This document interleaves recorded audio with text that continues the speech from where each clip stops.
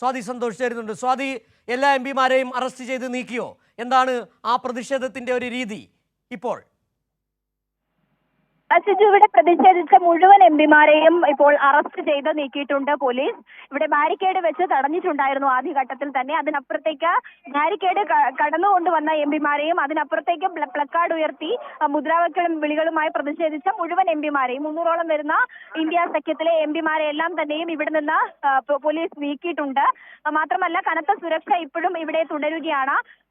പ്രിയങ്ക ഗാന്ധി ഉൾപ്പെടെയുള്ള വനിതാ എംപിമാരെ, പ്രധാനപ്പെട്ട എംപിമാരെ അടക്കം ഇപ്പോൾ പോലീസ് അറസ്റ്റ് ചെയ്ത ഈ പ്രതിഷേധത്തിൽ നിന്നും നീക്കിയിട്ടുണ്ട് എന്നുള്ളതാണ് മനസ്സിലാകുന്നത്. അതേസമയം തന്നെയും ഇവിടെ ഇതുമായി ബന്ധപ്പെട്ട അനുയായികളടക്കം അവരുടെ പ്രതിഷേധം ഇപ്പോൾ രേഖപ്പെടുത്തുന്നുണ്ട്.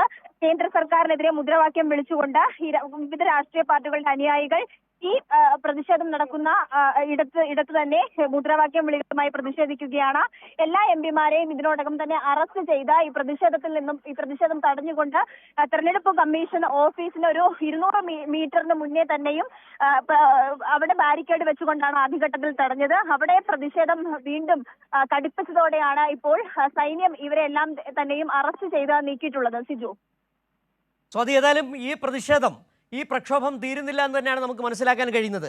ഇന്ന് മല്ലികാർജുൻ ഖാർഗെ ഉച്ചയ്ക്ക് ശേഷം ആ എം പിമാർക്ക് വിരുന്നൊരുക്കിയിട്ടുണ്ട്. അവിടെ ഒരു കൂടിക്കാഴ്ച നടക്കുകയും ചെയ്യും. തുടർ പ്രക്ഷോഭം എങ്ങനെയാണ് ഈ പ്രതിപക്ഷ എം പിമാർ ആസൂത്രണം ചെയ്തിരിക്കുന്നത്? തീർച്ചയായും ഈ ബീഹാർ വോട്ടർ പട്ടിക വിഷയം, അതോടൊപ്പം തന്നെ ഈ വോട്ട് കൊള്ളയുമായി ബന്ധപ്പെട്ട നിരവധി ആരോപണങ്ങൾ തെരഞ്ഞെടുപ്പ് കമ്മീഷനെതിരെ ഉയർന്ന ഘട്ടത്തിൽ തന്നെ പാർലമെന്റിലടക്കം കടുത്ത പ്രതിഷേധമാണ് ഇന്ത്യ സഖ്യത്തിന്റെ ഭാഗമായി ഉണ്ടായിരുന്നത്. ആ പ്രതിഷേധം ശക്തമാക്കുന്നതിന്റെ ഭാഗമായി ഇന്നലെ രാഹുൽ ഗാന്ധി കഴിഞ്ഞ ദിവസം വെളിപ്പെടുത്തലിന് പിന്നാലെ തന്നെ തെരഞ്ഞെടുപ്പ് കമ്മീഷൻ മൗനം തുടർന്ന സാഹചര്യം ഉണ്ടായിരുന്നു. അതിന് പിന്നാലെ ഒരു പ്രതികാര നടപടി എന്ന നിലയിൽ നോട്ടീസ് അടക്കം അയക്കുന്ന ഒരു ശക്തമായ മറുപടിയിലേക്ക് തെരഞ്ഞെടുപ്പ് കമ്മീഷൻ കഴിഞ്ഞ ദിവസം പോവുകയും ചെയ്തു. എന്നാൽ ഇതിനെതിരെയും ഇനിയും പ്രതിഷേധം ഉയർത്തുമെന്നുള്ള നിലപാടിൽ തന്നെയാണ് ഇന്ത്യ സഖ്യം ഉള്ളത്.